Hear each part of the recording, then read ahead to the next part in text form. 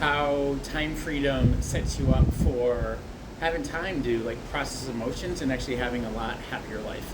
So I was connecting with my friend Steve, and we were both going through some things earlier in the week, and like just some things hit hard. You know, when your emotions on a scale from a 1 to 10, when they can be going from like, hey, you're reasonably happy, things are in point, and then boom, something big hits you from the past.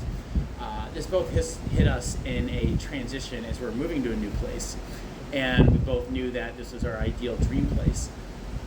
And what came up for us was being so thankful that we have set our businesses and lives up to be mastering time management, call it efficiency and productivity, call it business operations, so that we actually have the time to process through those.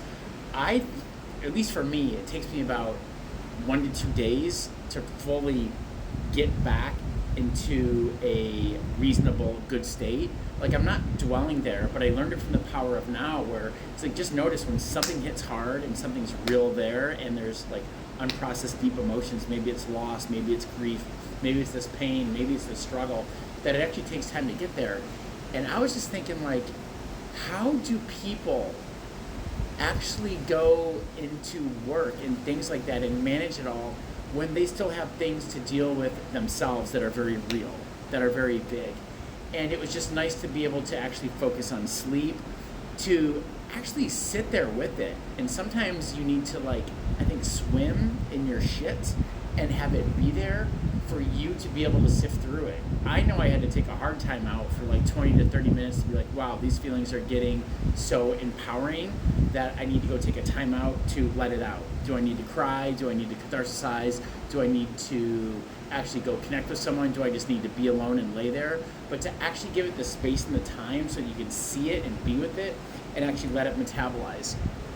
And it seems that a lot of the ongoing trainings that can be out there, it's also, well, you gotta, screw your feelings. You gotta move through it, which I firmly believe in that too. It's almost like recognize the hardship, recognize the pain, understand it's just a feeling that your body's releasing this chemical, and all you can do is make a step forward, like to keep doing that.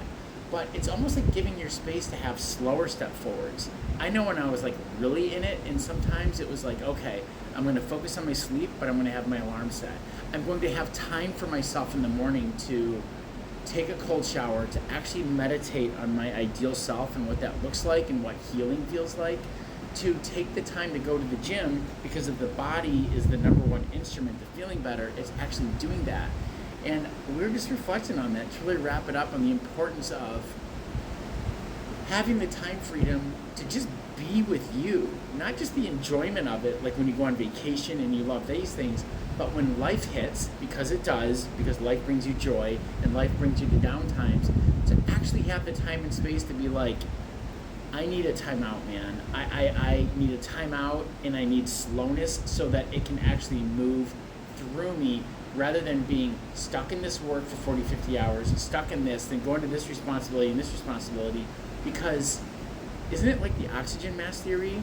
You get to put the oxygen mask on you first before you can go help others. And with how much people are up to, with how much people are responsible for, with how much they love to do things, there's so little time for them to actually sit and be with themselves. And I think that's why it's important to master those things, to wrap this back up, like your time management, your business operations, your efficiency and productivity, to learn how to have things set up with you and your team so that things can work well without you. And that includes any of the employees. If an employee comes in and they got deep grief going on, a big pain, a big loss, what's that? On the same hierarchical level, they are just a human in your culture, which is also an owner, and everyone deserves the same amount of attention in order to have time and space off so that they can heal, right? Because it benefits everyone. But in the end, I was just reflecting on that and being like, man, I was really in it, and I found my way through it, was able to do it because I had the time and space to be with me.